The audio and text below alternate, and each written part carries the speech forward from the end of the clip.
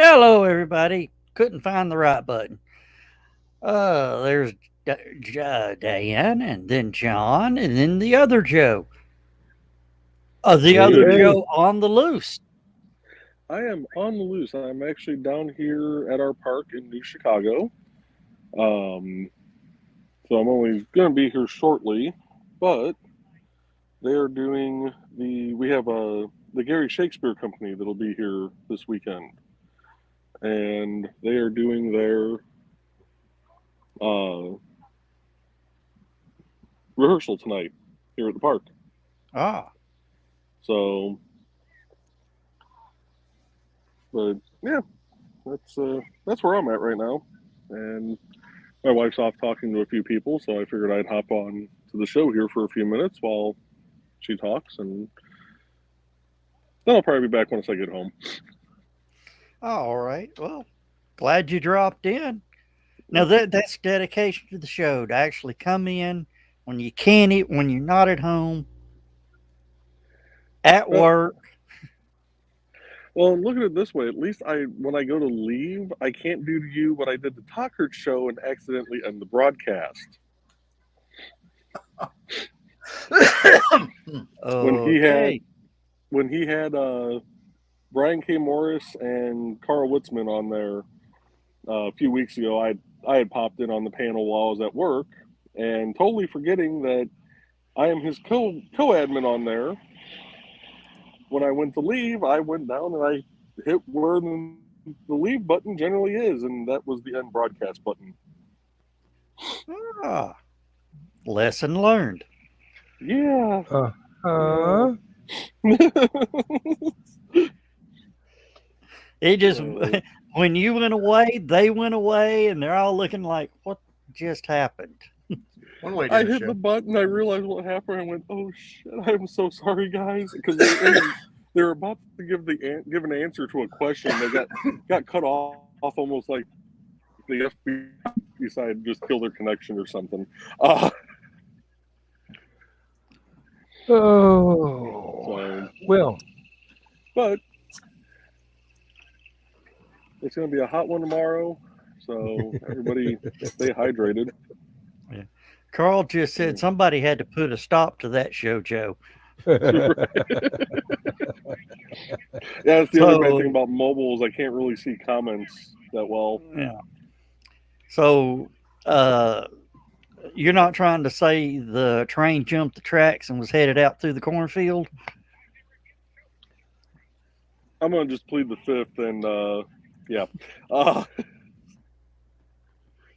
but I will talk to you guys later. I'll probably be home here in about half an hour, so I will see you guys then. All right. All right. Thanks for dropping in. Yep. Bye, guys. bye-bye. Oh, I should have been quicker and pulled all of us down at the same time. The background would have still been there. Oh, so Something really weird going on with my tablet's access to YouTube tonight. I'm getting comments faster on the tablet than we are here, but the video is delayed by about 5 minutes. huh. Computers will sometimes task different programs differently. So sometimes your computer will put StreamYard or whatever video first and everything else after it. And then sometimes, like, let's say Messenger was still up. So when you do go to StreamYard or something like that and you bring up the video, Messenger's at the top of the list. So it sort of gets priority, for lack of a better term. Well, the only thing running on the iPad is YouTube right now with the show. And like I said, the chat is quicker than here, but the video right next to the chat is delayed. And it's two different computers. So I don't know. Oh, John, did you see the video about the service dogs and CPR? Yes. I figure you could relate to that last Uh, one. most dogs would probably just walk up and sit on your face. That's just how dogs are. Yeah, but that bully turned. I think the bully ripped one when he sat on his face. And then when he tried it again, it ate all his food. Oh. Carl, the tablet doesn't seem to be overheating. It's been off all day. I just turned it on at the beginning of the show. And reaching my hands around the back of it, hoping I don't get electrocuted. It's cold. So, don't know. So what's been going on, guys? I've, sort of been out of the loop trying to keep up with SpaceX trying to launch rockets. I've had a trainee at work. We're supposed to be doing lots and lots and lots of age testing of the product, but the factory has been plagued by contaminated raw materials. Wonderful. Yes. We've only run about half of this month. The rest of the half has been shut down trying to clean the contaminants out and isolate them so they can't get back in. So the raw materials got contaminants? Mm-hmm. One chemical that gets sprayed on it that was delivered to us in hadn't been diluted enough, and when we mixed it at the normal ratio, expecting it to be at it level, something like Jello in the hoses, and there was something in the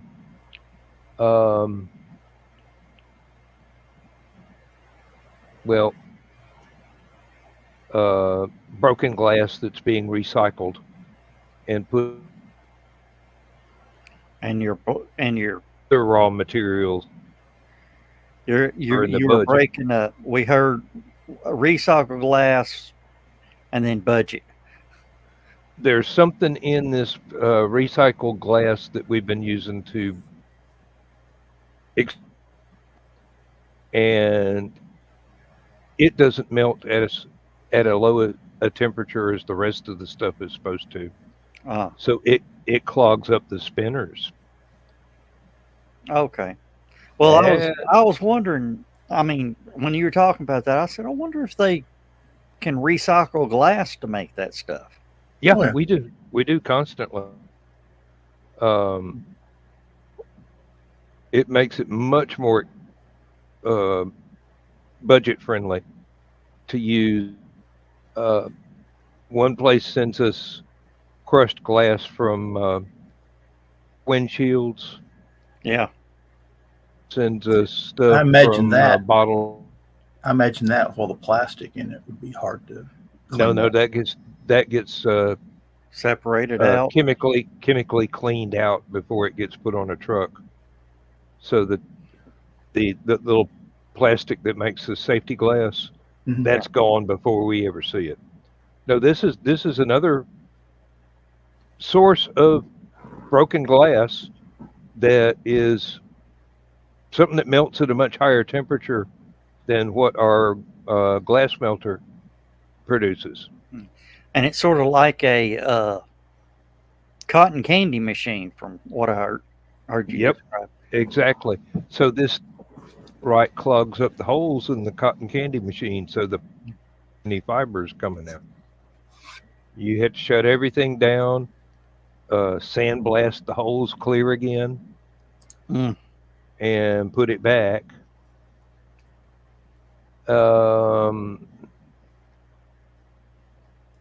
And the thing is, it's like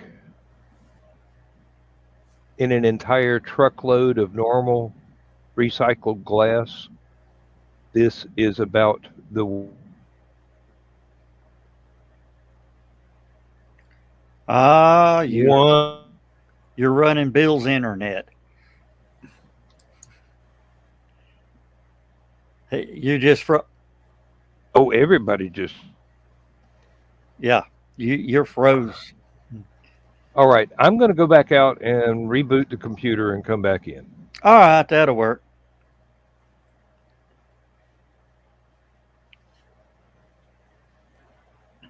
All Okay.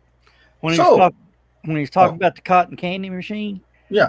there's a guy on YouTube that buys Skittles by the bucket full, and he separates the flavors out, and you can just drop Skittles into the cotton candy machine, and then you can get that flavor of cotton candy.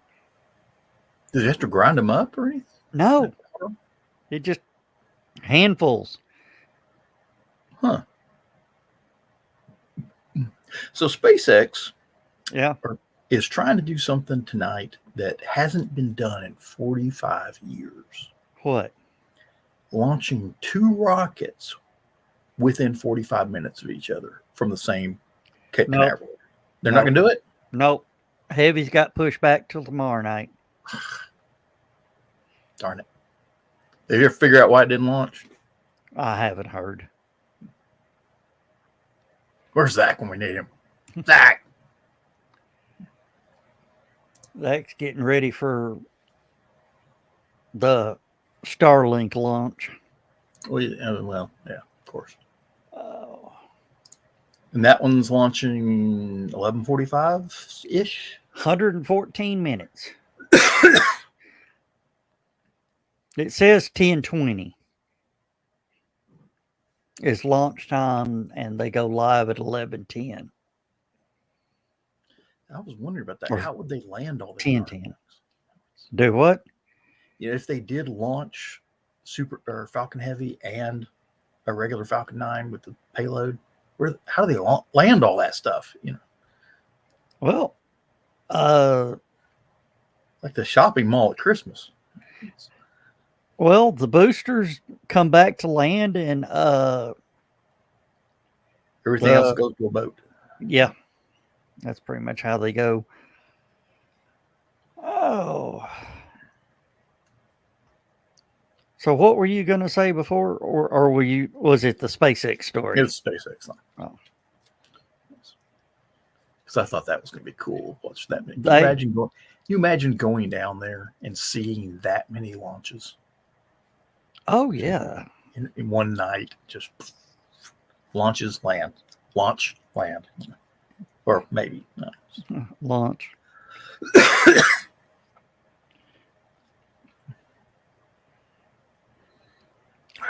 Oh, you haven't seen my closing videos, have you? Yes, you showed him to me last night. Oh, okay. It was last. Oh, there he is. There He is is here. I was going to send him an invite, but Joe said you were getting ready for your show, so I didn't send it. So Well, I will send it. I sent him one yesterday. He's got it in his. Oh, does he? Well, I'll resend it anyway, just in case, because I don't know if he can. I don't know if you erase that stuff or not. So, wait, that was not what I was. Darn it! I clicked launch pad instead of Zach. I usually send it straight to him. Oh. For those of you who don't know, my brother got me into Discord to do some gaming, so I'm hanging out with a bunch of teenagers on Discord. And Zach says he has read the. He's got the link. Oh, okay. Zach, we had a question for you about the. What was it we were going to ask? Trying to launch them all at the same time. Something like that. There's Dan. Maybe. Maybe. Oh, why the Falcon 9 Heavy didn't go up? Oh. Yeah. What was the issue of the launch scrub on Falcon Heavy last night? Or did they say? Yeah, that's one of them. When it stops, the TV crew, broadcast crew, like, what do we do? Drop back and punt. Mm. Abort criteria violation. What? Okay, what does that mean? Looks like it means they have a set of It abort looks criteria and something got violated. well. It should be launch criteria violation. Because if you violate an abort sequence, guess what? You don't have to abort. He said they saw 5 Kennedy security cars flying with the lights on towards mission control and the beach at T-minus 8-ish minutes. And I'm sure that no report has been filed or released, is probably a better word, as to why those cars were flying down the road. What I honestly feel is it's one of those that if some idiot gets close enough to the rocket for the launch and they get killed, it's their own damn fault. Darwin Award. Yeah, absolutely. Darwin Award. Okay, Don says, be back in a little bit. Don't do anything I wouldn't do. Okay.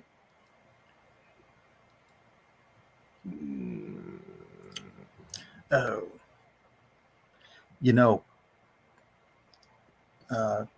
Zach was talking about how he saw there's a bunch of police cars heading down toward the beach or whatever, mission control and the beach. Yeah. And I'm thinking, Men in Black 3, they're trying to, attach a shield generator to the Apollo rocket. I love that scene where they're all sitting in the space capsule and they can see the fight going on outside the space capsule window. And a guy leans over to him and goes, "Should we report this?" And he goes, "And abort the launch? Hell no."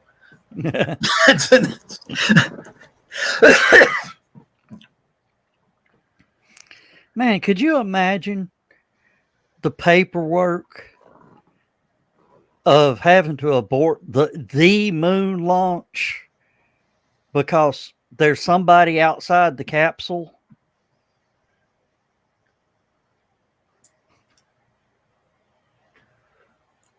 Yeah, there was enough paperwork just to get in the launch. Good grief. The nice thing about needing to get rid of dumbasses at Cape Canaveral, alligators. They got lots of alligators. Oh, yeah. Well, and most dumbasses aren't fireproof either.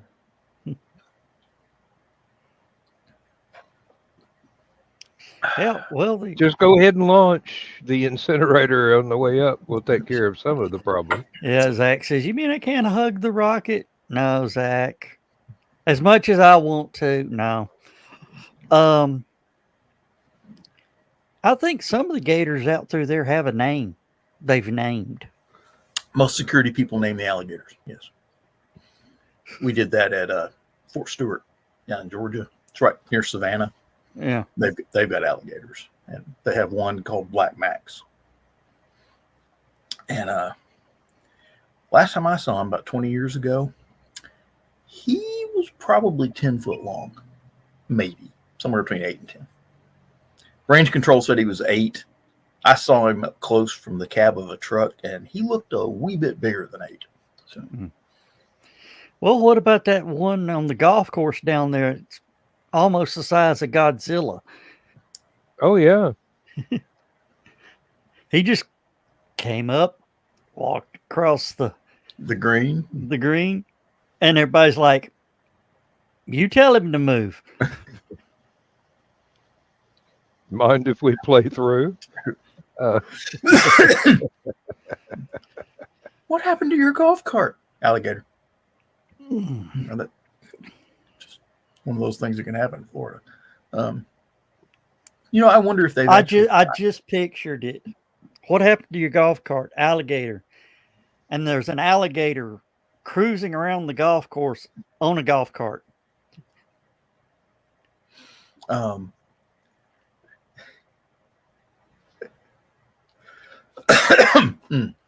Now that you just gave me an idea for a new urban legend to spread among the new hires. Golf gators. No. What happened to the supervisor's golf cart? Sump alligator. Bit a chunk out of the fender. Don't go down in the sump. I went on a tour of the battleship North Carolina. It's over in Wilmington, North Carolina. Yeah. And they have an alligator that hangs out. They dug a channel off the side of the river there, and they pulled the battleship into it. Well, before they opened up the cofferdam to bring the battleship in, they poured asphalt in the bottom of the channel for two reasons. One, so the battleship wouldn't sink into the mud, and two, the oil in the asphalt would help keep the tar and oil would help keep the very bottom of the battleship from rusting when it was laying on the ground. Huh. Which I thought was kind of brilliant. Yeah. Of course. And the alligator came up there and was living in that little U-shaped bowl around the battleship for a long time. They've recently, though, built a cofferdam to do repairs on the battleship. And I don't know if they're actually going to put it back in water or not.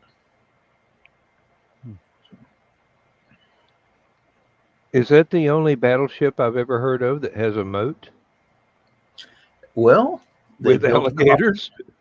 they built a cofferdam around Alabama after Hurricane Hugo, I think. I can't remember. It's one of the hurricanes did a little bit of damage to the park there. And didn't really hurt the battleship, but, you know. Well, yeah. Matter of fact, in North Carolina, the battleship North Carolina is actually a hurricane shelter. It ain't going nowhere. No. No. And if the water comes up, it'll And if the float. flood waters come in, it's storm surge, all that sort of stuff. It's just like, yeah. I don't Captain, know. there's this guy out here with 2 of every kind of animal that wants in the boat. What do we do? Let him in. Let him in. Well, a well-armed Noah's Ark. You know. That'll take care of them Hittites. There's a he's used to be a talk radio host here in town. Jeff Stiles, you've probably heard of him, John. Oh, yeah. He got hung up in one of those hurricanes down in Florida. And the hotel had everybody into, the fire exits. And he said the scariest thing, and it was just had his nerves just frazzled, was the wind. The wind didn't, blowing can be heard inside that fire escape well. And it was just that constant drone. It never let up. Yep. And then all of a sudden, it stopped. That would be the eye. And, people wanting, to go out and, hotel staff's going, no, wait, no. Everybody's going, I want to get out of here. And then the wind comes in from the opposite direction. Yeah. Which is that's actually what causes a lot of the damage in hurricanes. Is the storm front comes in and you're getting hit with the wind from one direction, then the eye passes over. Once it passes over, the wind's coming from the other direction, and you're getting beat from two sides. So the wind pushes everything this way. When it comes back, it pushes it that way and completely over. No, even worse, everything it blew over the first time blows it back where it came from as projectiles. Yeah. So that's... Well, like that, you've seen that reporter out in the hurricane, and the stop sign took them down. Oh no, I haven't seen. I saw the one that got hit with a salmon. That was kind of... No, reporter out there talking. It's getting a little rough out here. There's, we're safe so far. Plap. There was a palm tree down in Florida. And this happened back in the early 60s. I can't remember. I want to say it might be hurricane. I believe I know what you're going to say. But somebody's deck got destroyed by the hurricane. and the wind pushed about a 10-foot long 1x6, impaled that pine tree. It was about half through the pine tree. You come out there and it's like, ooh, damn. We got a swing. Well, No, I have seen recordings of one fellow that was doing hurricane storm report, and he's fighting the wind. He's fighting the wind. He's fighting the wind. There's these two guys walking behind him, having no trouble whatsoever. Yeah. Oh, what's his name? What about the one where they're sitting in the boat?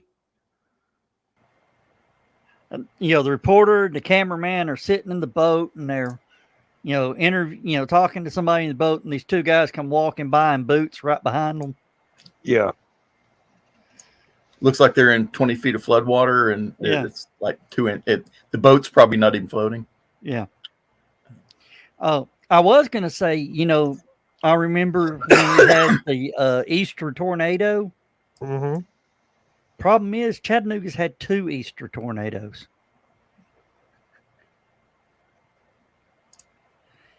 And it was the first one. I was out on cleanup, work when I was working with the city.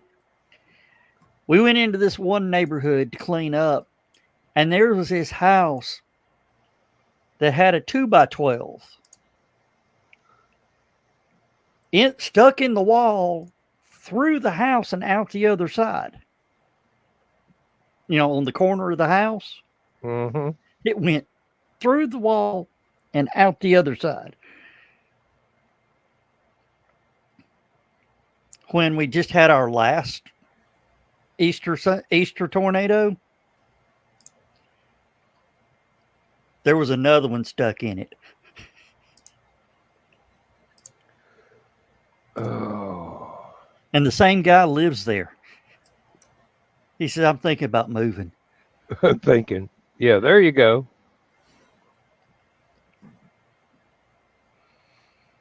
And that thing stayed there for years until they finally had to cut down the palm tree.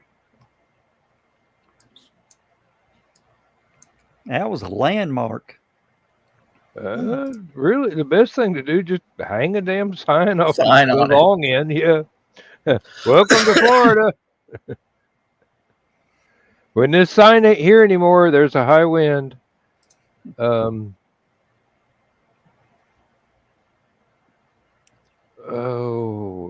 Well, that's like the Weatherstone.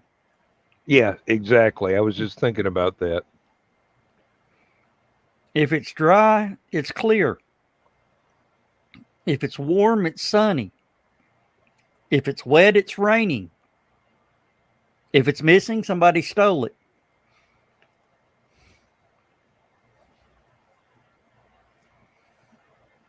What, Dan? No. There was another one that I think it had chains. If the chains are pointing straight out, there's a high wind. Oh, yeah. And that reminds me of, I do believe it's a little section of Death Valley where it's a mud flat basically, and it's all dry. It's completely, totally dry. Like a mud puddle that has dried out. It's cracked and all over.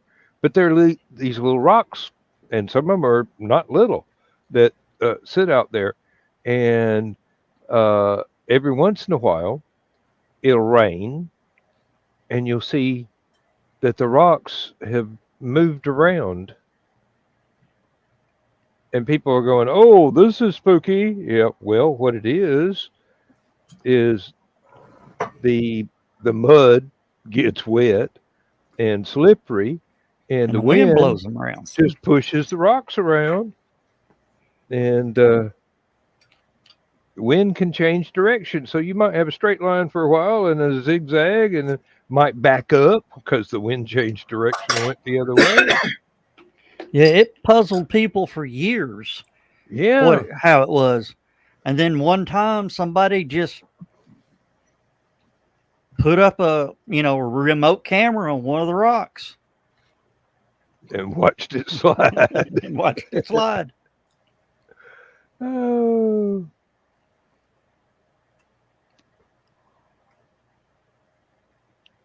Yeah, I kind of would like to get one of those trail cams, not the still photograph one, but the video, and mount it up on a tree out pointing into the woods behind the house, and just see what's roaming around back there after dark. There'd be guaranteed to be lots of deer, probably a few coyotes, but we know for a fact that a few years ago there was a bear wandering around. One of my neighbors went outside one morning and her koi pond was empty. And there were bear tracks all around because the bear came up and had him a nice little fish dinner. My security cam out back, I had to pretty much disable it. I'm gonna have to move it somewhere else. I got tired of videotaping the raccoons. No. Yep, we would have plenty of those too. Raccoons, possums, We're still tweaking ours. armadillos. Here, I leave the kitchen light on. I don't know if I told you, the tree frogs come in and they sit on the glass on the kitchen window and eat the moths and bugs that show up because the light's on. Anyway, we got that new security camera and it apparently kept picking up moths all night. So, looked like a disco in the backyard. Lights kept coming on and going off, coming on and going off. Oh. Yeah, well, right now I don't have the disposable income to invest in a infrared or light amplifying camera to go be nailed to a tree just so I could satisfy my curiosity. Well, I still had some of my ghost hunting equipment. Oh yeah. And I had the IR generator lights. Oh yeah. I mean, you can walk out back and it be pitch dark. Pull up the camera on the phone. Midday. Yep. That would be pretty good. Although I've never invested in anything like that. So that I don't imagine that equipment is cheap. You would be surprised. The prices have come down greatly. I'm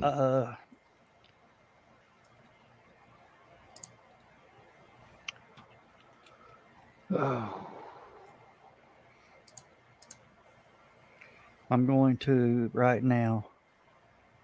$30 for a 90-degree wide angle.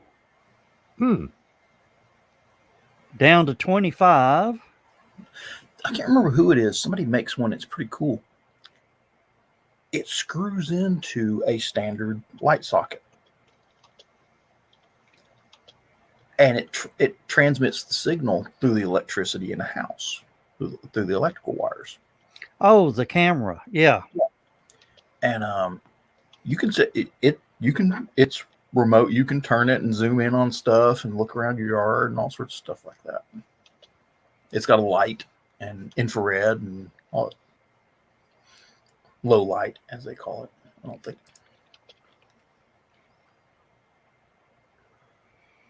Oh yeah, here's one for what I used to use for $15. Whoa. That's cheaper than beer. Yeah, they're not that bad. Not that bad.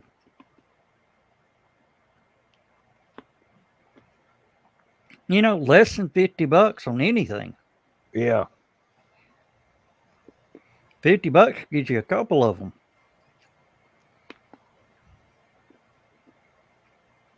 Well, Set of Yeah, six, a set of six with a monitor and all that sort of stuff like that, run you about 150. yeah, that sounds like entire security setup for around the house entirely. Yeah, the one we got 3 cameras. The little monitor box came with it, but there's an app for that, so you can download it to phones and computers and stuff. I still got to do some of that. Then we got 4 door alarms. Mm-hmm. So we can turn all that on, and it's kind of neat. It's got spotlights on it, and they track. You can tell it to track people when it detects them. So if they're like moving around in your yard, it actually follows them, and you can talk to people. It's got the Ring doorbell type thing out front. And you can Oh yeah. tell the Girl Scouts to go to hell away. I'm fat enough already.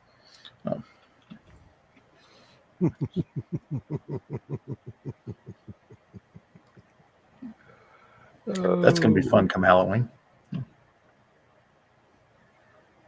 Because you can yell at people through the doorbell. Oh yeah. Hello, Clarice.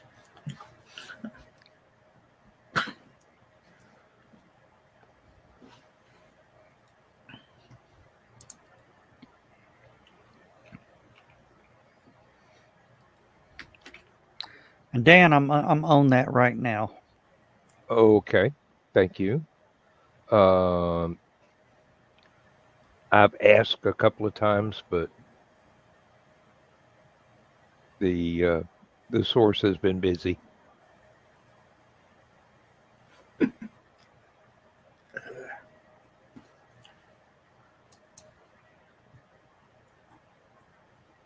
Oh, I should have paid attention to my.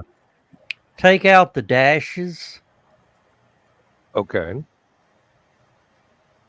9 p.m. All right. Thank you. Let me get this. This is their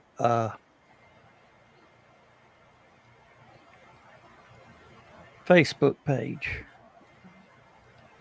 Oh, good. I'll look that up later. But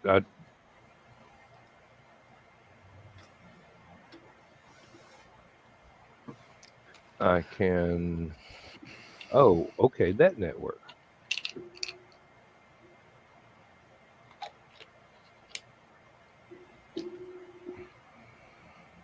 Oh.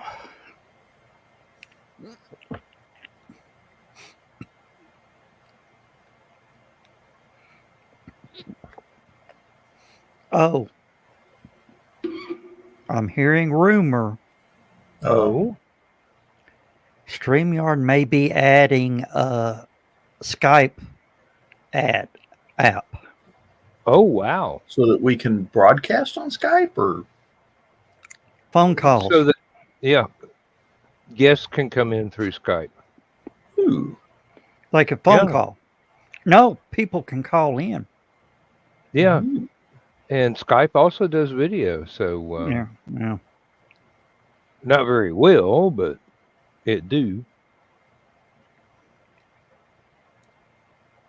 Let me give that a like.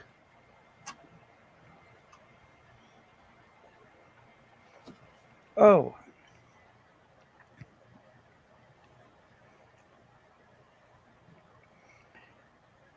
John, have you seen the video that's out now?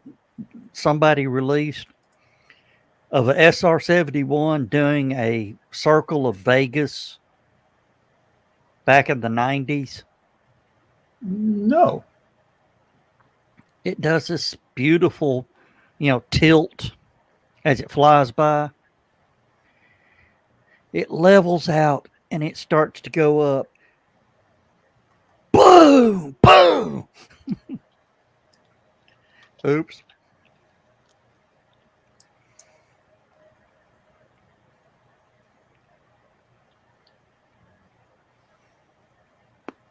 Carl, there would never be shenanigans with my scope.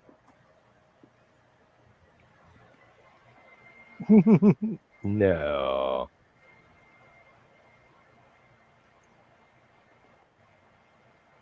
There, Joe. Howdy. There's Hey. the other Joe.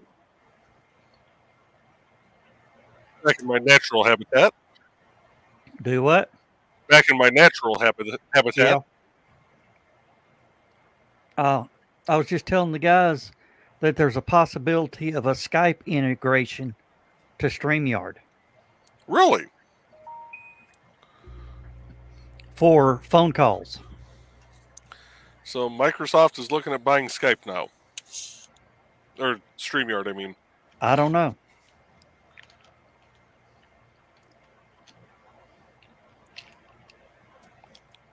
You know, sort of like what Blog Talk Radio does.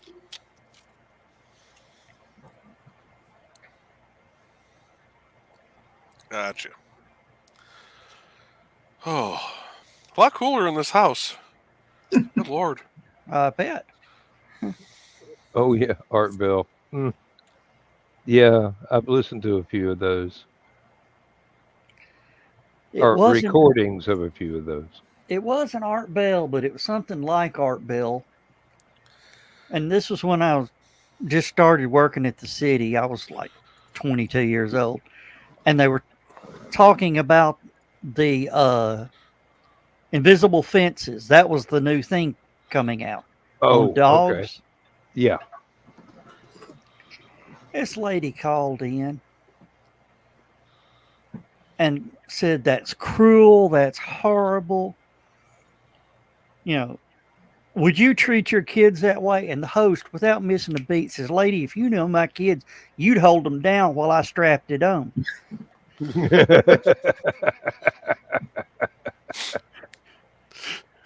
Damn. The only way to raise teenagers. Yeah. You know, they make these collars for training dogs that have a remote control device to shock them with.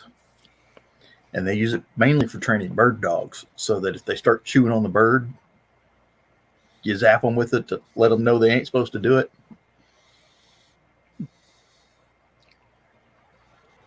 I've got one. Actually, I got two. Is that how Donna keeps you in line? No. Funny you should say that. Because I notice when she yells, he jumps up, heads that direction. No, that's just normal married life. That's married life. I say I do the same thing. Mm. But I am also deathly afraid of my wife, so. How long have y'all been married, Joe? Oh, let's see. This is 2023. We have been together for 21 years, married for 8. Oh, okay. Y'all are still in the newlywed phase. No, during that, don't I still get laid if I'm still in the newlywed phase? No. Oh. In theory, Occasionally. yeah. Well, I mean, she was raised to never sleep with married men. So ever since I said I do, she says I don't. Yeah. I foresee a frying pan in your future too. Come Luckily, on. she doesn't watch the show, and she is currently in the shower, and I know she can't hear me. Oh. Well, you know, they did. Why does your tattoo say lodge? Backwards.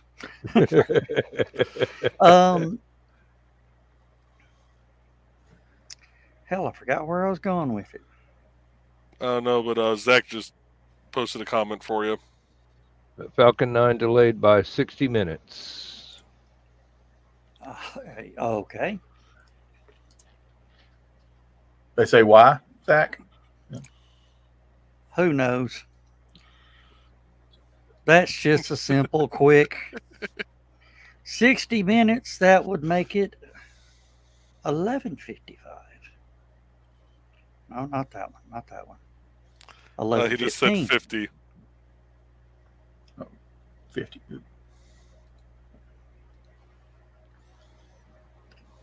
So what is launch time, Zach? For Eastern Standard Time, please. What? Now targeting 11:10 p.m. Eastern time. 11:10. That's what time you Either said that- before the show started. Now, wait a minute. now targeting 11:10 ET. Now either it's Eastern time or they're sending ET back home. I'm not sure which. Eastern time. Phone All calls right. are cheaper. Or they're targeting ET, and he's about to get blown up. All right. Stream has been adjusted. Adjusted. Thank you, Carl. Yeah, so y'all get to see me through the whole show today.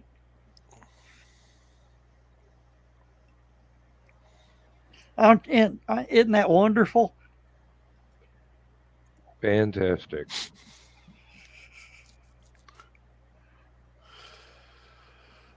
Oh. Yeah, I had to do a test stream while I was down at the park to try and do a stream for Nick's fencing show tomorrow. You know, Zach, I think Elon Musk is messing with you. That's why the launches keep coming up and going down, coming up and going down. I mean, I'm just waiting for the day that down in Texas, all of a sudden they'll go, road closed. Road closed. Road closed. Why is the road closed? Oh, God, the thing's full. Oh, shit.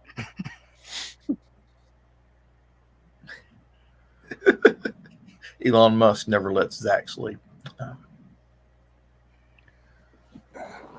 That is, honestly, I would love to get Elon on this show.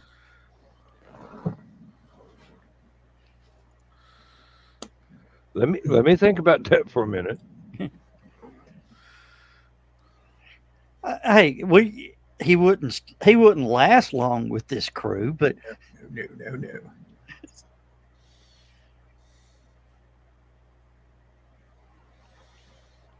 what are you looking at, Dan? My imagination. Of how bad of a train wreck it would be? I'm just. I would have to watch some interviews with Elon. I was just going. Let's put it this way. I'd love to get Elon Musk, Willie Nelson, and Snoop Dogg together in the same interview. I'll let you guess what those three gentlemen have in common. I know exactly what they have in common, and I'm going. I picked the wrong year to stop sniffing glue. Have you ever heard Snoop Dogg's story? He said the highest he ever got was with Willie. Well, yeah. And then Toby Keith's got a song out that says, I'll never smoke Never smoke weed with weed with Willie again. Snoop and Willie were in Amsterdam. At a 420 concert on April the 20th. Yeah. Yeah. Well, Willie just kept smoking, and Snoop's like, let's go get something to eat. Because I think Willie actually outsmoked him a little bit. Willie did outsmoke him. He said, that's the highest I've ever been in my life. He says, and I ain't going to again. But I did find out something interesting from that interview. What? They have a Kentucky Fried Chicken in Amsterdam. Yeah. Did not know that. Hey, in it Amsterdam, better be good, or there's going to be a riot. Hey, in Amsterdam, there's a Taco Bell on every damn corner, just about. There ought to be. You know, I said that one time that I want to open one of these tobacco when they legalize marijuana in Georgia, open a tobacco market that sells marijuana and have it like one of those convenience stores where you've got the main part of the convenience store and then like a Taco Bell or a Subway in the back of it, and like and Girl Scouts selling cookies out front. You know. Oh yeah. That'd work. And the armored car parked right next to the handicap parking space for all the money me, Taco Bell, and the Girl Scouts are making. And in Snoop Dogg's defense, saying how many years of experience does Willie Nelson have over Snoop? Willie's 90. Is he Snoop- really that old? Yeah, I didn't Willie. realize he was 90.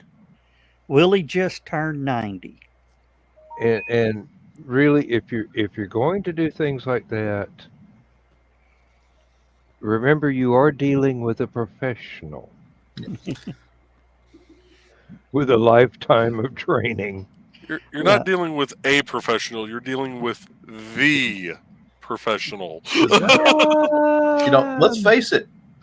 Going from one concert to next, there's a lot of dead time in between. On that bus. Yep. I remember when Willie played Riverbend.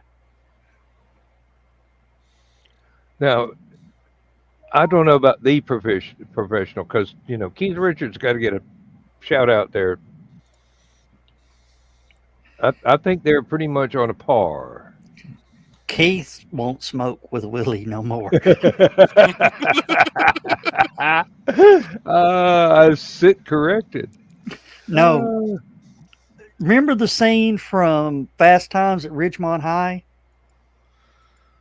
Vaguely. In the van? Yeah. That is Willie's bus. Probably. I mean, talk about a drive-by. Just leave a window open when you cruise past the house. oh, Got the windows open by the driver and the air conditioner on full. Willie is one of the first artists that actually parked close to the stage at Riverbend. He didn't even stay at the hotels.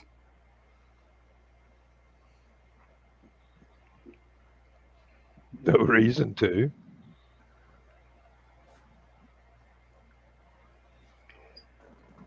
Oh, but yeah, I just walked by the bus and went, nope. Went the other way. Of course, I was still working at the city at that time with the CDL. There wasn't no way I was going to risk that. Uh-huh. I know. Joe, you know about them surprise CDL drug tests? Oh, yeah, I had them all the time. Only mine wasn't just the drug test, it was also the alcohol test. Oh, yeah. I had to blow in a breathalyzer every single time except for once, and I got so used to as soon as I'd walk in, okay, step to the right for the breathalyzer. I walked in, signed in, I step over to the right, I get up there, she checks my name, she goes, "You're not on the schedule for this." I'm like, well, that's the first time in 9 years. She goes, "Yeah, you just got to pee in the cup today." Oh, okay, cool. The military used to do that. And they would post guards on the latrines before first call, before everyone's supposed to wake up. And if you got up and go to the latrine, they said, "Doing a pee test today." You better hurry. I hope you got a cup. Oh. I was on vacation one time. This was actually when I was the IT manager, so I actually had gotten rid of my CDL. And so I didn't have to plow snow anymore.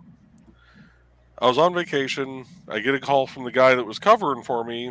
They're having some big training and they're having network issues. Couldn't get it figured out. I'm like, okay, no problem. I'll come in real quick, get it straightened out, go on my merry way. And he goes, "Oh, and Christina from HR tried calling you. She wouldn't say what it was for, though." I'm like, all right, well, I'll stop down in their office and see what's going on. So where I parked at the district office, I couldn't see, we called it the piss wagon, behind the building. So I go in, fix the network issue, head down into HR's office. As I open the door, I can see out Christina's window, and I see it there. And it dawned on me why she couldn't tell my coworker why she was trying to call me. I was on the list, even though I wasn't supposed to be anymore. And I walk in, she looks at me, she goes, I thought you were on vacation. I said, I am, and I am not standing in that line for an hour and a half.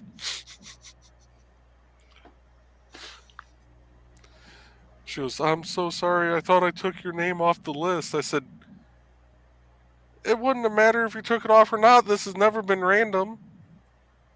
Well, what do you mean? I said, every time that vehicle is here, my name is pulled. Is it because you know I'll pass, or is it random?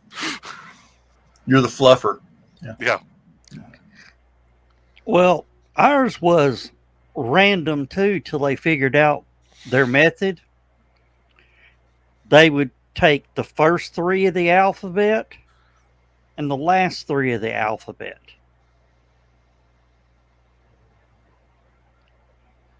Then the next time it would be the next three from the bottom and Next the three next from three the top. And it worked its way down to where I was here. And they would start over. Because you're not supposed to test one person more than once a year. I was in there 2 or 3 times. Yeah, I know. But yeah, it was one of those, they're going, you know, it was like 3 years they went, wait a minute, you've never been to a P test. I'm going, you never called me. You make the schedule. Y'all make it up. And they're going, And this one guy was always figuring why, like you, he was always on the list. And he said, why is he not ever called? You know, they were getting mad that I wasn't getting called. Mm-hmm. So, you know, they had to test me, but it was one of those, it's like I was in that perfect loophole to get skipped. Mm-hmm. You didn't fit the system they were using. Mm-hmm. Yeah. They had too many employees and I was right in the middle. We got called in. Actually, everybody from my field office was pulled for the random drug test one time, except for one person. And our supervisor was on vacation. We had a concrete pour on a bridge deck that next morning when it was supposed to take place. And we were all supposed to report at 8 a.m. So I called up to the district office and said, we can't come to this.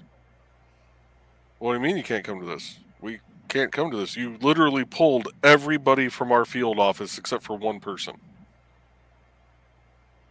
And he doesn't even count because he's an intern. Well, you have to come to this. Okay. Well, here's the number to the contractor. I'll let you call them and tell them why they can't start pouring concrete until 10 a.m. Well, what do you mean they can't start pouring? We have to test it. Well, what about your intern? He's not qualified. Interns don't go through the side-by-side, so he can't test it. Test him. Yeah. Well, you still need to come in. No, give me a minute. I'll make another phone call. Called our area engineer, told him what was going on. He goes, don't worry about it. I'll take care of this. So I even told her, I said, when they're done at the district office, they go to Gary, right? She goes, yeah. I said, they got to come down 94 through our project. Have them pull in. We'll test this right here on site. And while you're at it, test the CEO. Yeah. No, I was watching this thing, had a, what was it? The foul-mouthed Scottish chef. Gordon Ramsay. And he was doing the restaurant rescue thing where he'd go in and help a restaurant turn around so that they could do better. And he came in with a bunch of these little strips of paper for testing for cocaine. And he went around, pulled the strips out, and he went to all the employee spaces and swabbed it down. And every swab he did came up positive for cocaine. course, being in the military, I've done swabs and stuff like that. I'm familiar with, drug testing and things of that nature. And the first thing I noticed, one, he didn't wear rubber gloves when he was handling the test strips. Two, all of them came up positive. And in the words of Sherlock Holmes, the obvious deduction is that a certain Scottish foul-mouthed chef was positive for cocaine. That was the common denominator between all those test strips was his empty hands. His bare hands. Yep. And you think a chef, they have to wash their hands all the time. You think he'd figure that stuff out.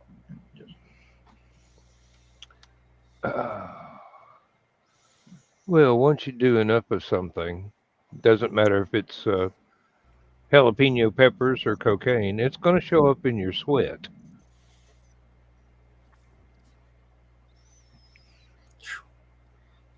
Man, that first PT test after a holiday weekend in the Army. Get out there 6 o'clock in the morning, everybody's running PT. All the habitual drunks are sweating tequila and stuff. Mm-hmm. It's like that joke Clint Eastwood told in a Heartbreaker. It smells like a Bengay factory around here.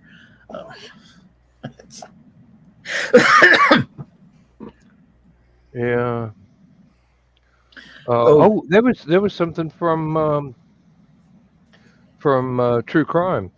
There was one lady that prepared loads and loads of DNA testing kits for the police, and they kept getting these positives and could not locate a match until they tested the lady that was preparing the DNA kits because she wasn't wearing rubber gloves. She'd contaminated every DNA test shipped out to police all over the U.S.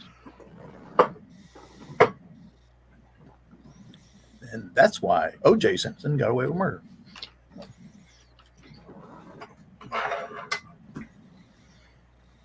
Well, I don't think she was trying on gloves.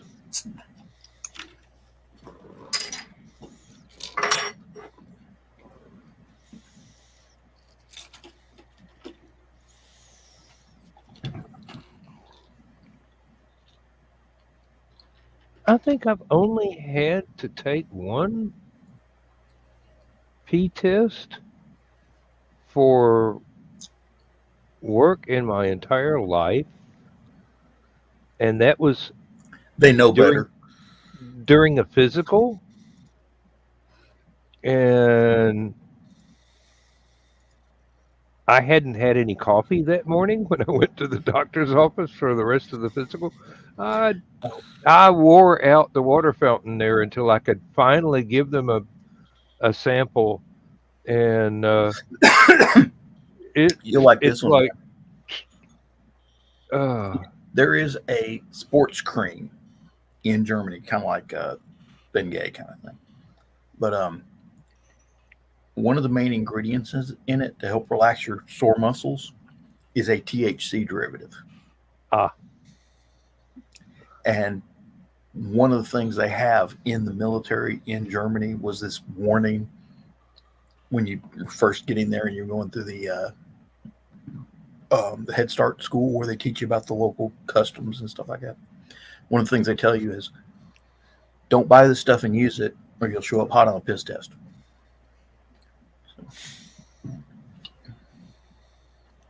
So it was a great... all dope smokers would buy a tube of it and keep it in their wall locker. Oh, yeah.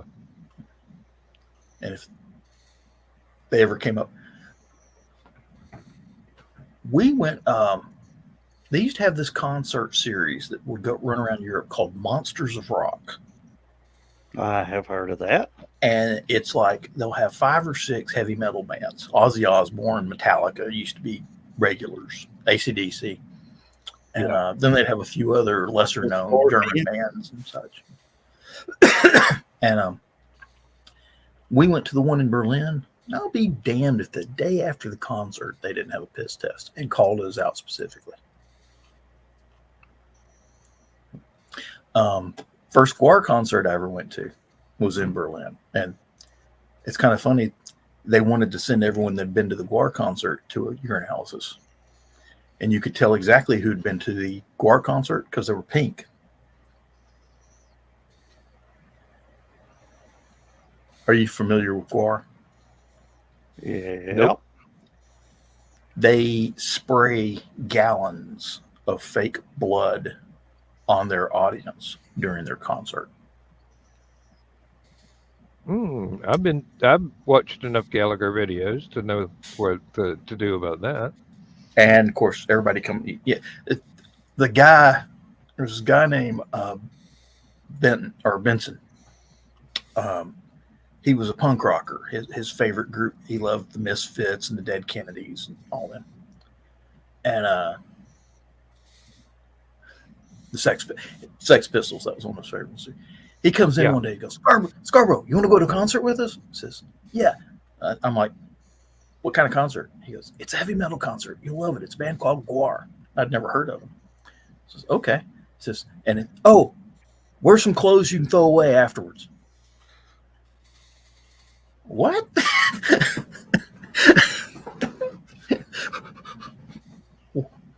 What? Why do I want to wear clothes that I can throw away after the concert? And they perform in costume.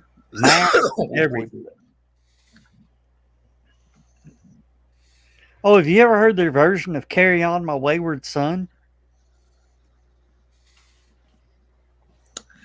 Joe, I used to pull security for them at Dragon Con. Oh, so you've heard it. Yeah, so I've pretty much heard their entire repertoire. 3 or 4 All times. 3 songs.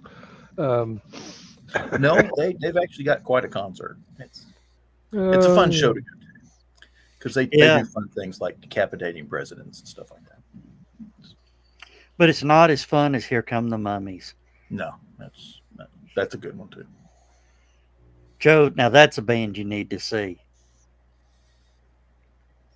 Which one? Here Come the Mummies. Think Blue Man Sounds Group, familiar. only instead of blue men, they're mummies.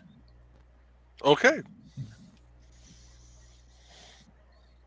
I mean, you can look them up on YouTube or go to their website. But yeah, they throw the jam. We talked about them just for you, Dawn. Yes, we did. You know what GWAR stands for? It's kind of interesting. The name for the band. It's an acronym for God, what a racket.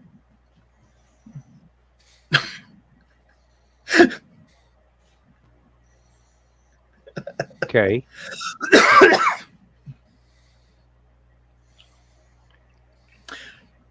Dan? No, sorry. I was just thinking it's a shame we don't have any Ramones left. If you ever get a chance, go to YouTube, look up GWAR. Just look them up at random. They do one of their members died a few years back, so they got a new guy. And since they got the new guy in, they started doing webisodes where he comes in and insults people on their website. So it's kind of fun. Okay.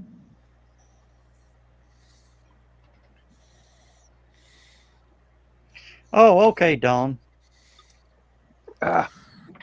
Yeah, you're fixing to get a PM, Joe. Yeah, I saw it come through. Yeah, that's the Christmas song. All right. I shall return. If I can hit the right button and not end the show. Joe, behind you. Now, there's somebody Yeah. behind you. So Yeah, what you say? She's fresh out of the shower and she's already upstairs. I'm safe. Then why are you still watching? Just to in make case I'm sure. not safe.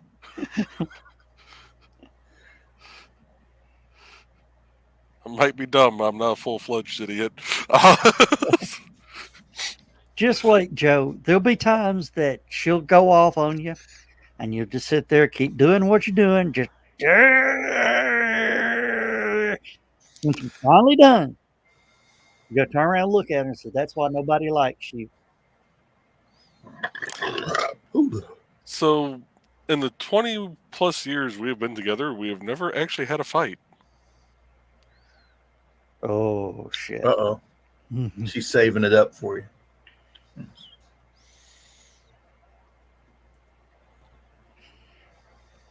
Joe, you've seen the pictures of my wife venting after 33 years, didn't you? Or I don't know if I did or not. she wrapped a pie tin around my face that you could see my eye sockets, nose, and chin. Nice. And the thing was, you know how when you hit with the pie, you just sort of pop them in the face. She grabbed me by the back of the head and started way out over here and clapped.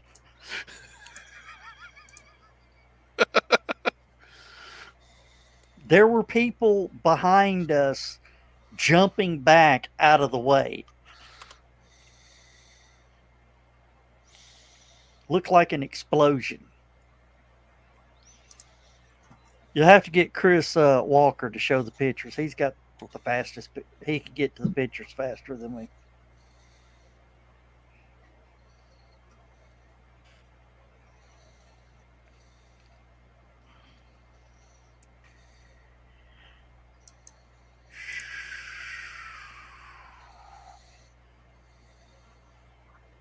"55 minutes. All right.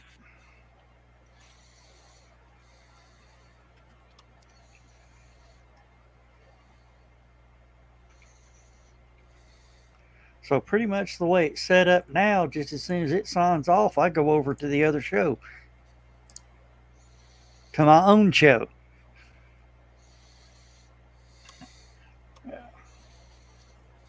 Your other, Jeez. your own show. Yeah.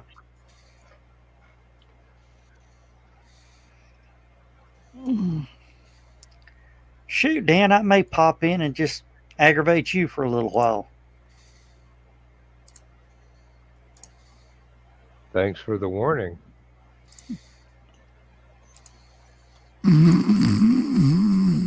Oh. It's a work night. Don't worry.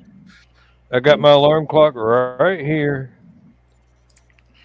Dan, let me give you a little hint.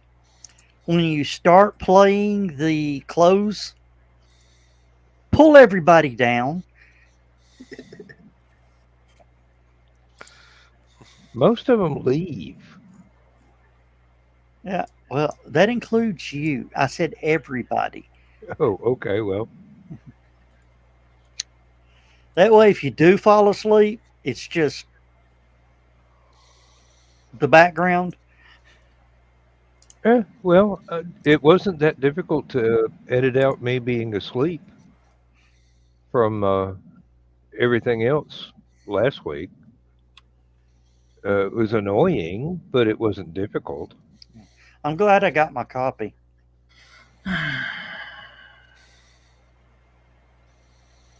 But yeah, Oh. any video that was on StreamYard has now been cleared. What do you mean cleared? Gone. Oh, okay. No problem. I deleted that one from StreamYard right after I downloaded it anyway. As soon as I pulled it up in the video editor and saw that I had a complete copy, StreamYard gone. YouTube gone. Rising tide. I deleted it from everything. It took me a little bit extra to delete it from Facebook. But all the rest of the destinations, it was pretty much instant. Oh. And it's not because I'm embarrassed about being asleep on camera, because I'm good at that. So why should I be embarrassed? Everybody got to have a hobby. It's just that it was annoying to have a 5-hour show that was supposed to be about an hour and a half. And it annoyed me even more that I'd actually said good night everybody and started playing the end credits and then nodded off before the bedtime story could finish. 'Cause I Well, guess that's that's what what bedtime bedtime stories are stories for. are for, Dan. It's to Yep. put you to sleep, and it did a Yeah. damn good job.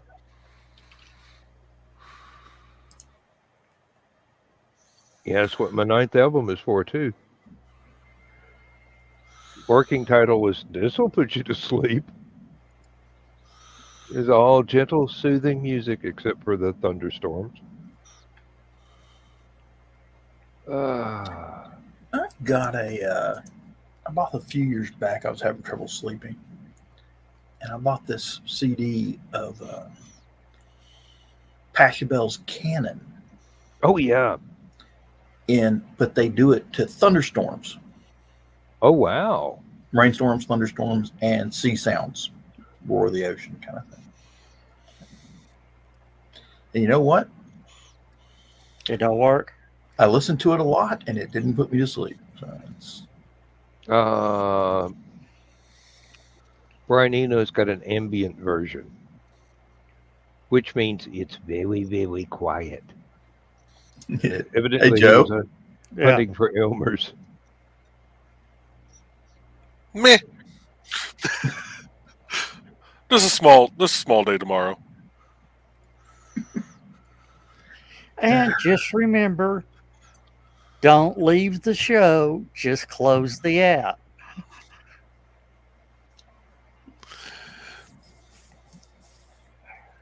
Oh, yeah. I'm not going to let myself put that one down for a while. Oh, Nick, you'd probably like the last album I did.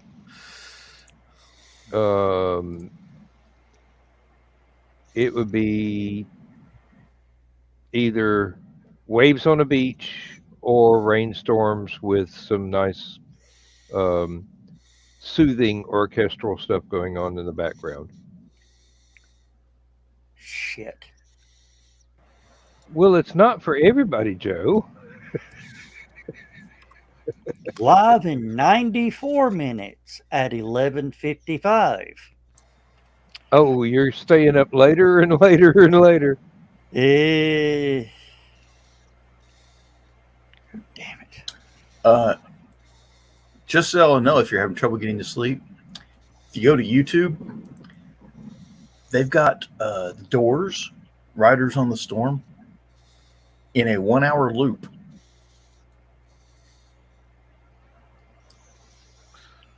Oh, that would work even better if you just had the intro on a Just 1 the hour intro. loop.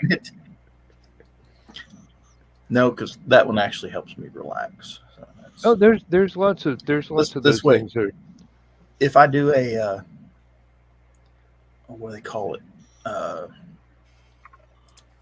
Darn it! I gotta. What's that word I'm looking for? Playlist. If you do a playlist for sleep time music, that should be number one. Well, Pachelbel's Canon's pretty good too. I found there are a lot of really extended play, soothing, relaxing, put you to sleep sort of music, and nature sounds, and Sounds like somebody's running a leaf blower. no, that would be the third album. Oh, the guy across the street from me is a contractor. I bet he's running his damn table saw or router again.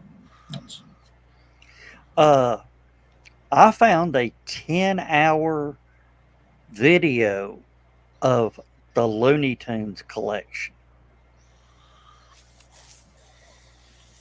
Oh, speaking of Looney Tunes, while we still got it, happy birthday, Bugs and Elmer. Really? Okay. How odd, because you know who else's birthday it is today? Who? Gary Gygax. Huh. Yeah. Wow. Is he Yeah. still with us? No, he died about 5 15 years ago. 15. Oh, okay. Yeah, there's a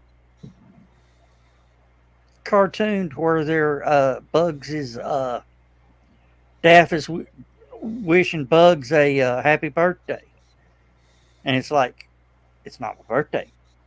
Well, when is your birthday? And they, do the January, February, March, August, June, July, and but July 27th was the first appearance of Bugs and Elmer. And it's the old goofy looking Elmer. Yeah. Do you Well, know that goofy Bugs looking Bunny? bugs too. Do you know that Bugs Bunny is an honorary member of the United States Marine Corps, and that he held rank? No, I didn't know that. And it is a running Marine Corps joke with the young privates that Bugs Bunny outranks you. I didn't know about Bugs. I thought I remember reading Donald Duck was an honorary member of the Navy. Yeah. Yes. I think Popeye is too. Oh, yeah. Uh, Yeah, well, the Navy and the Coast Guard, as far as I know, because he played characters who were based in both. Although probably he was a merchant marine. Yeah, I think. No, they showed him on a combat ship once. Oh yeah, yeah. Because he ran over and beat the hell out of the battleship, enemy battleships.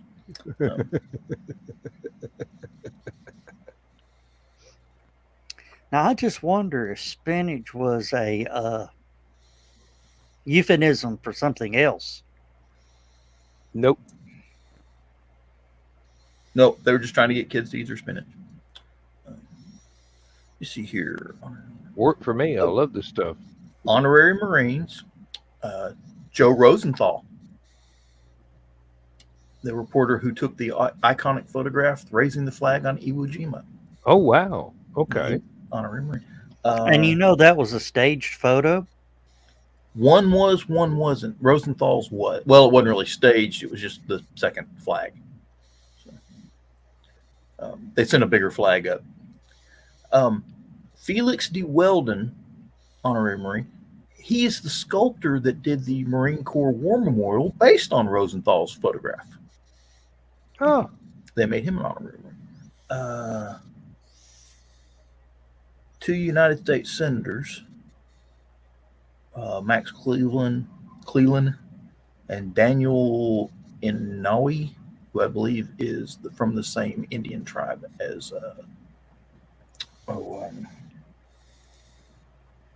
Ira Hayes, who was the Native American Marine that put the flag up. Jim Neighbors, who played Gomer Pyle USMC. He was promoted to Lance Corporal, which apparently they never did during the show, and they tried to, but there was a whole episode about that. And then later, they actually promoted him to corporal. You see here, Chuck Norris. That's kind of a step down for Chuck Norris. But let me see, Gary Sinise. Wow. Okay. And then member of Congress Ike Skelton, he was House Armed Services Committee, former chairman of the House Armed Services Committee. Apparently, he was one of the ones that helped the Marine Corps rebuild after Vietnam or something like that. Lon Chaney Sr. Okay. Okay, now here's why was he? Because of his portrayal as a Marine sergeant in the 1926 film Tell It to the Marines. Of course, cartoon character Bugs Bunny. He is an honorary Marine Master Sergeant, which means he pretty much outranks 2/3 of the United States Marine Corps. Let's see, Bob Hope. was an honorary Marine. They don't say what rank he had. Oh wait, honorary Brigadier General. Yes, Bob because Hope. of the tours, the shows. They made him a 1-star general.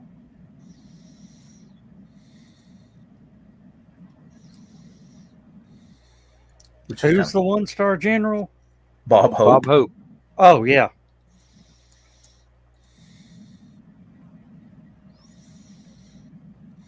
Yeah, Nick, that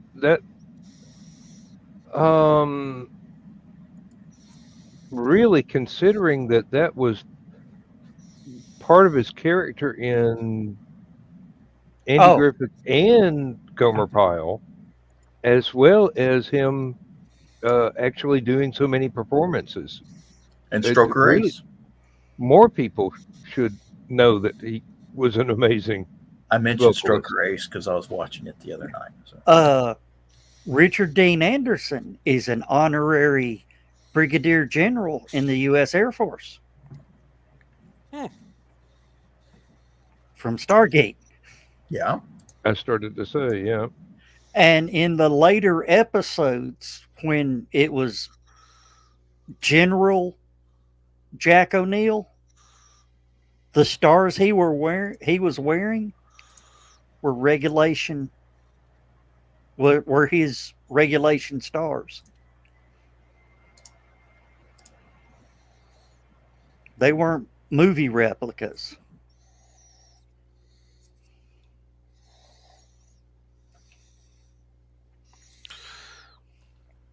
You know who should be an honorary general in the United States Air Force? Who? Willis Carrier. The air conditioner guy? The guy that invented modern air conditioning. Because without modern air conditioning, the United States Air Force would not exist. No. Gets hot in them hotel rooms. Yeah. One of my favorite scenes from Stargate, it's within the first couple of episodes. They go off to a planet, and the dial pad is screwed up. And O'Neill asks Sam if she can fix it. And she looks at him and goes, "Well, I think I can MacGyver something together." And the look he gives tells me that was not scripted. Or if it was, he wasn't given that page of the script. Yeah. Exactly. It was scripted. He had no idea. Then there was another MacGyver joke in there when Sam and Jack were trapped in the ice cave. And she goes, "Dear God, you're MacGyver. You can just build a nuclear bomb out of chewing gum and 3 paper clips and a screwdriver. Can't you get us out of this?" He's like, Have you got any chewing gum? I don't. There is a guy, and I wish I could remember his name. I know I'm going to, but I hate that I can't remember names to save my life. But he is like the greatest adventurer of all time. Just very few people in the United States have heard of him.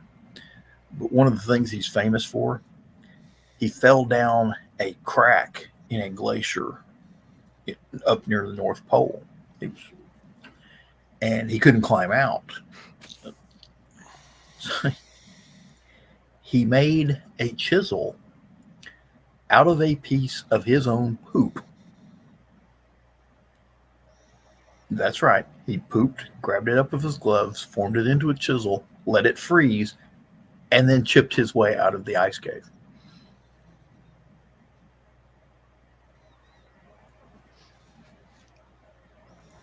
so that shit saved his life. That shit saved his life. You know, survival skills are all based on the shit you know. So, Chris, are you talking about the ice cave? No, it was a blooper.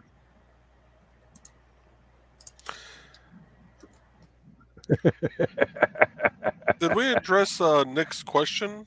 Can honorary ranking folks be activated? Oh No. Okay, we'll take it from the expert. Yeah. The ice cave is a blooper that they pulled out. Oh, the ice cave from the Stargate. Stargate episode. Okay. Yeah. That's the one where they found the Stargate in Antarctica.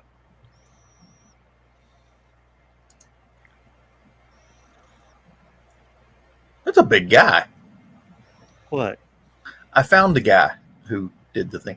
His name is Peter Fruchen. I think I'm pronouncing that correctly.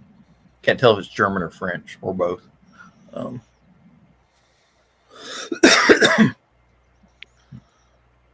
If it's both, wouldn't it be Belgian?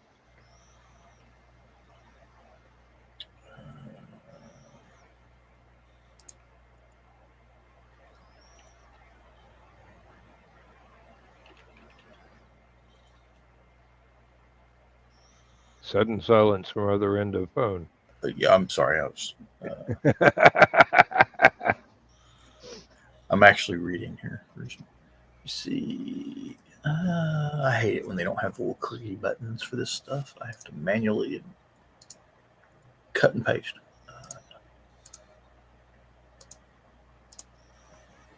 Okay.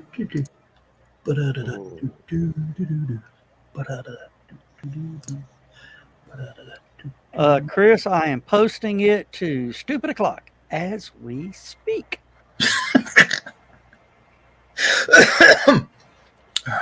I got to share that one. And I'm going to share a good one to Stupid O'Clock, and then I'm going to share.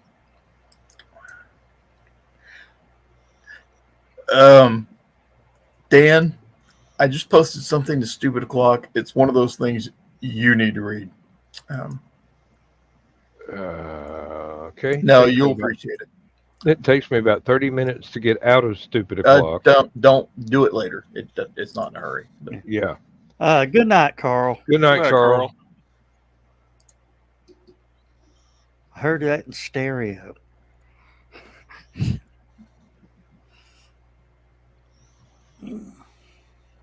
Wow. Hadn't thought about the Cars in a long time. That's a good band.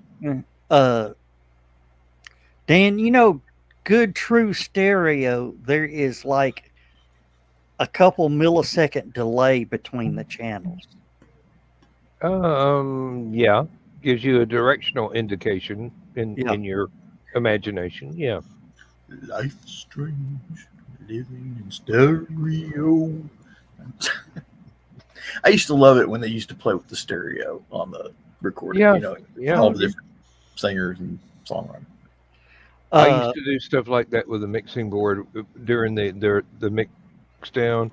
I'd move stuff left, right, and then if it was stereo, I'd have it sweep to left and right, and then back. There's a trippy Pink Floyd song where they move the song back and forth in stereo, so it fades over left, and it fades over right, and it fades over left. AC/DC did it a lot. Yeah, Hell's Bells. There's bits and pieces of one of the bits from Wish You Were Here that does that. It just travels around. Hawkwind did it a lot with their space rock albums. Stairway is that way. Yeah. One side's a guitar, the other side is flute. Didn't Billy Thorpe's Children of the Sun do that? Yes, too? Yes, it did. That was the best one.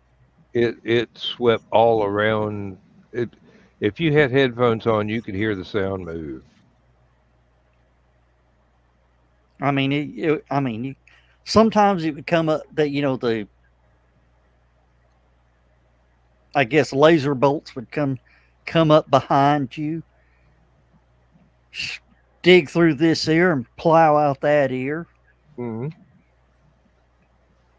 And you could feel it echoing in your brain. There used to be, back when, quadraphonic stereo was a thing. The people that were putting those out loved to just sweep the sound around all 4 speakers in the room. And then Dolby Digital Quintaphonic sound was invented for the movie Tommy, which is probably where you get your surround sound with what's the big single bass speaker that you're supposed to put behind you? Over. It's got its own Sub bass. name. Yeah. It's all about the bass, about the bass, about the bass. No, Hey. What about Sense Around? How about Tingle Vision? Oh, I've heard of that one. Back with the Vincent Price. Now I can't remember the name of the director that did those things. Every movie he did had some gadget like under the seats. Yeah, under the seats or floating around the theater or whatever. Smellorama. You just don't see Smellorama anymore. John may barely remember Sense Around, but I know Dan's got to remember Sense Around. I remember Sense Around. Oh yeah, all of Irwin Allen's movies came out in Sense Around. Yeah. Oh yeah. Earthquake, Towering Inferno. Thank you, Nick. William Castle. Thank you. Didn't they have a movie called Roller Coaster also? Yes. It was the horrible one. Oh, that just reminded me, one of the great ABC middle of the week made for TV movie, Killdozer. Oh yeah. I actually found that and rewatched it again about within the last year. Yeah, the demonic D8 cat dozer. Mm-hmm.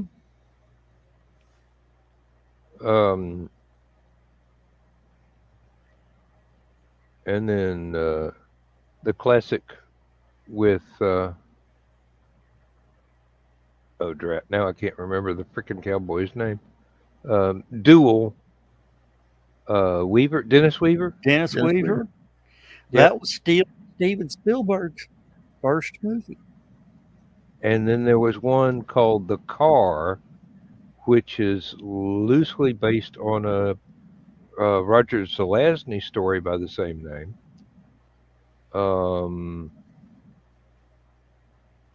Basically, it was a car that was kind of christened, didn't need a driver, and was going around killing people for no freaking reason. And it was a Lincoln, wasn't it? It was a big limo, yeah.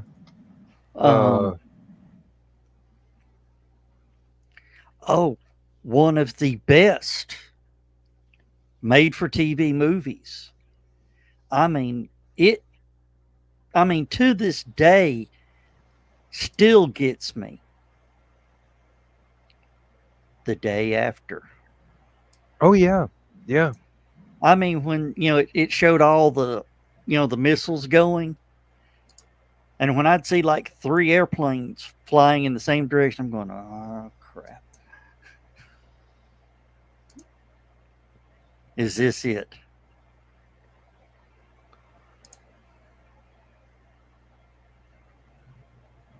We were at a high school reunion several years back. Had a whole fleet of helicopters go by, and a fighter jet, and a big old cargo plane. And they were low to the ground. I mean, I'm sure they were up fairly decent, but... Was it nighttime or daytime? Broad daylight. Were they blue? I think they all had Army markings on them. Yeah. Probably just an aviation unit going for training somewhere. if they're Yeah, not but- being deployed. Yeah, well, Right. the way he sort of described it, that sounded like the advanced team, the Angels, and Fat Albert. Well, I No, they mean, don't have that many helicopters. yeah, there were lots of helicopters and only one fighter, and then Oh, the okay. cargo plane.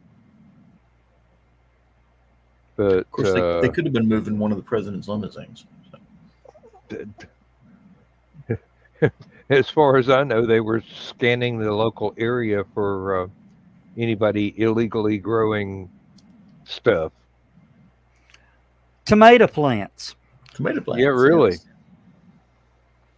We're making special pizzas. Unlicensed tomato plants. Try the screaming Sicilian. It's got all the spices. You know, it's kind of funny. Okra plants. Hey, look who's here. Hey, Zach. Hey, Hello. Zach. All right, what was Hey. the pushback for now? Because they can. Oh. They haven't even put anything out on Twitter. They just keep updating their website. The pizzas showed up late. That's- The special Yeah. pizzas showed up late. It was 60% chance of weather violation all day, but there's no lightning right now, so I'm not sure what the violation is. But It's dark. They They can't want- see what they're They wanna doing. try that 45-minute trick again. oh, probably it's just another scrub link. We're used to it. Well, we'll I see. actually found my meme for Scrubtober. Oh no, no Scrubtober. Oh! I got to answer Chris here. Might be on approach to Davos. No, that they were headed towards Greenville, Spartanburg, and they were 90 miles away from Atlanta. So I don't think they were going to Dobbins. Well, you got Fort Bragg. Fort Gordon, I think, is up there next to you, up in your neck of the woods there, Dan. It's sort of. That's where the supply people train, Fort Gordon, and that signal. They do some signal stuff they're doing. And see, I'm trying to think who else. Fort Bragg. That's the only ones I can think of right offhand. They're in that direction. So, Well, but that does sound like something. Sounds like something Fort Bragg would do. they were heading towards South Carolina, North Carolina. That way. Fayetteville. Fayetteville. Okay. You talking about that reminded me. John, were you in town when the Blue Angels had the Mac during practice? No. They're doing their practice, doing their routine. Then all of a sudden, we heard over, the scanner, Blue Angels, knock it off, knock it off. Then they started circling in pairs. And we're like, okay, something went wrong. Knock it off means there's an incident. So, they're circling. Then Chattanooga ATC goes, Blue Angel 4, you are on direct, clear flight to Lockheed Marietta. Good luck.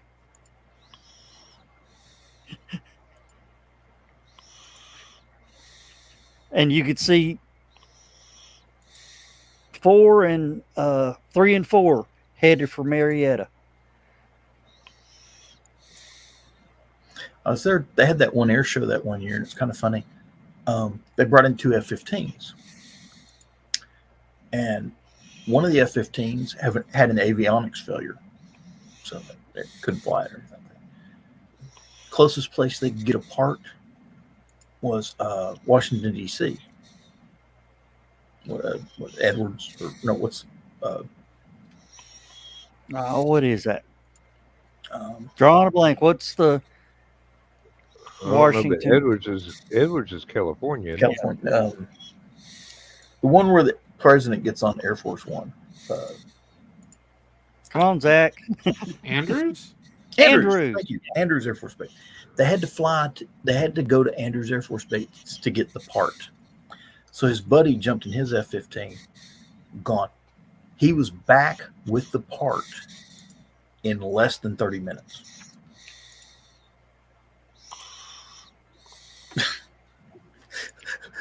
Flew from Chattanooga to Andrews, picked up the part, flew back. And I'm just they got the part, Refueled and installed. flew back. Ah, Yeah, that was one of those where they met him on the runway, Probably, yeah. opened the window, and it just tossed it to him. Well, they've got a cargo compartment on those things, you know, for personal gear and stuff like that. Paperwork, things of that nature.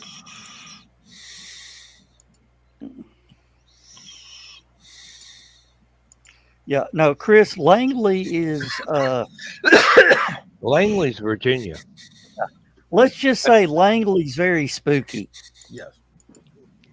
I've driven past it several times. It's on the route that we have to go to visit Lindsay's oldest daughter up in Hampton. Langley used to actually be some sort of Air Force base at one time. I don't know if it still is or not. I used it in the Comet Impact story. They named an aircraft carrier after it. That'll tell you something right there.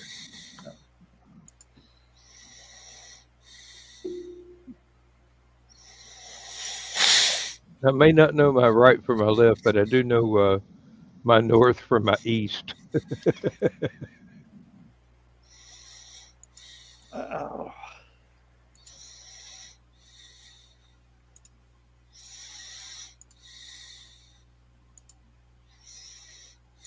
Jackson. What? You know, Chris mentioned that. It's near Columbia, Fort Jackson. I have no idea what they do at Fort Jackson. Now I think about it. It's classified.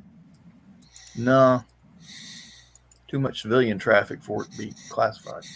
If we you don't can, know about it, it's That's what classified. they want you to think. And if Zach can't even look for it, he could get in trouble. I can't look for anything. It's finding it that gets you in trouble. Finding it and saying something. Oh. You find something, you just keep your mouth shut and enjoy that you know it. Oh, remember the guy that wanted to storm Area 51? Which one? The one that wanted to do the Naruto run. Oh, the one that organized like the big event, the music Yeah. festival, and that like a couple hundred people showed up to. Yeah. A couple hundred more than showed up to Area 51, I'll tell you that. I said, yeah, do that. The most guarded place on the freaking planet. See, my question was, could I live stream it? And at what point do I have to stop the camera? About How far does this one get? You take measurements from the gate? Like an Olympic event, you got a tape measure that goes out. actually, you're supposed to stop part I love filming a was- couple of miles away from the gate. On his website, A couple of he did this thing mountaintops about, away from the gate, actually. you know, Storm Area 51. They can't stop us all. That's what he said on his website. And the one I love were all the Air Force personnel that were posting pictures of the AC-130 gunships and the A-10 attack planes. Like, yeah, hold my beer. Yeah, we can. There's a YouTube channel. I think they're called the Grim Reapers that fly combat simulations. They figured 4 A-10s could have suppressed the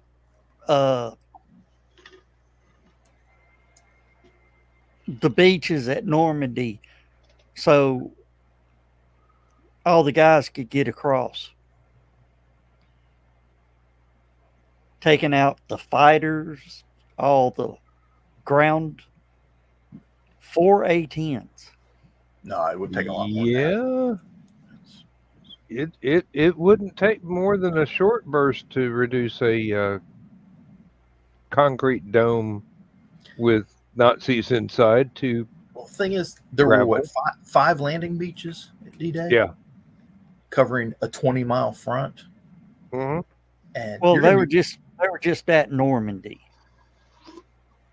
well, they're all at Normandy. Just at one, probably Gold Beach. Yeah. Yeah. The main Well, you beach. got Omaha, Sword, Utah, Gold, and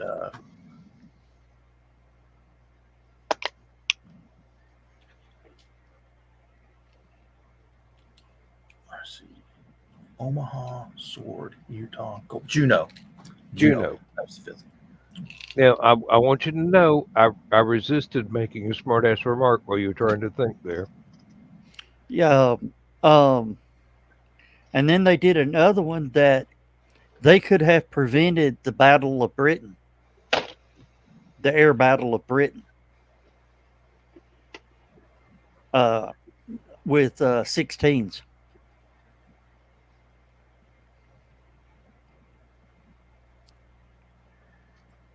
Ah, That's a lot of planes to shoot down, though. oh, you could have prevented the entire World War II with a TARDIS and a condom.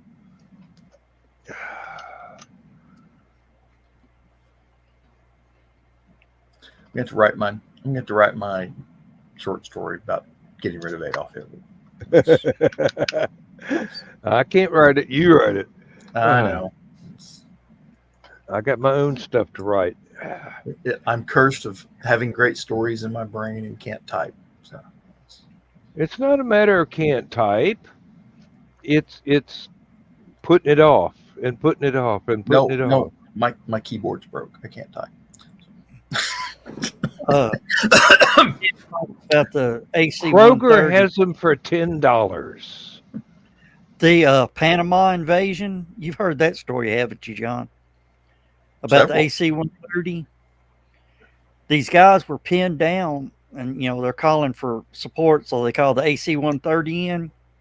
They're saying it's this house here, and the guy says, "What window?"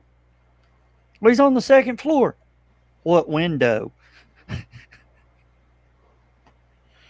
And they're going, it's second floor, third, All right, hold on a minute. Bert. That window just disappears, and the sniper went away too. Okay. Depending on now, back then, let me see what AC. I think they were using G model AC-130s at the time, and it would have had a 105 millimeter howitzer, 40 millimeter Bofors, and 2 or 3, I can't remember which, M61 20 millimeter Gatling guns. I think 2, if I remember correctly.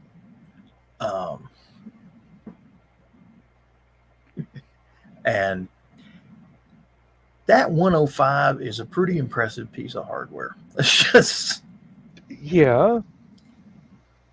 If you need a lock picked, that's a good lock pick. It'll open any door. it builds doors. Oh crap! Yep. We're done.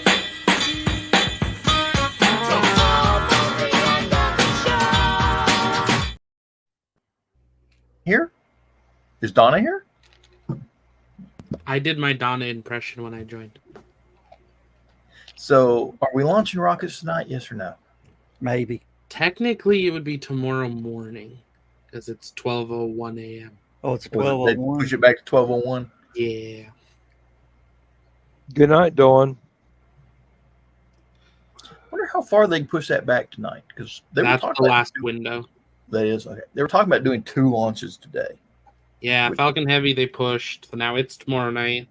Now this one had 3 windows it could go in, and they pushed through all of them. It's in the last one. So If the they next push one both, is tomorrow, and they have if 4. they push both of them to tomorrow, they may be able to get that historic launch thing going again. It's if they're going to go for it. Because the big question is how quickly the range can turn around. So if they push Starlink to like the 12:26 tomorrow window, and did Falcon Heavy at like 7, not an issue. Lots of time, because we had this earlier. I think it was this year, and there was talks about how quickly the range could turn around. And I think they said theoretically it was like 20 minutes, but that's like if they perfectly turn around. Yeah. All right, guys, we got to hit the button. Say good night, everybody. Good night, everybody. Thanks for showing up, Zach. Always.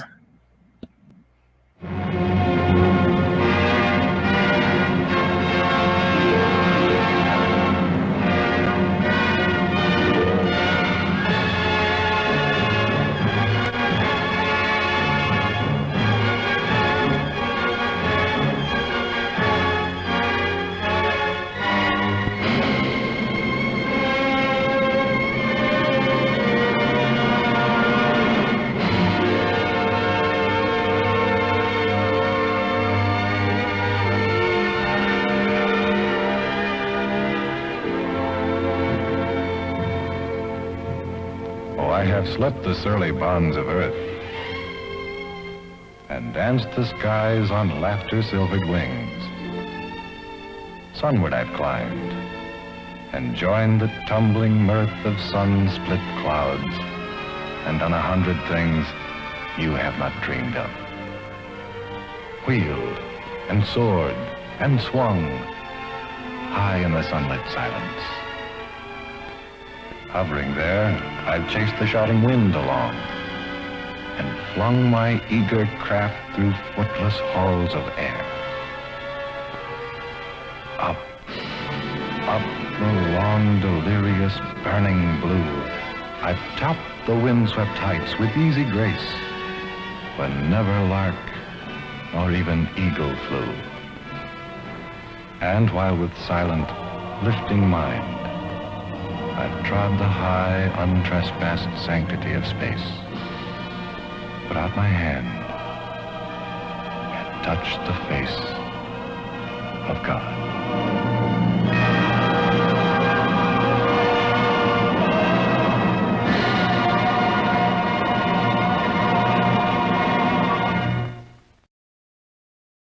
Good night, everybody.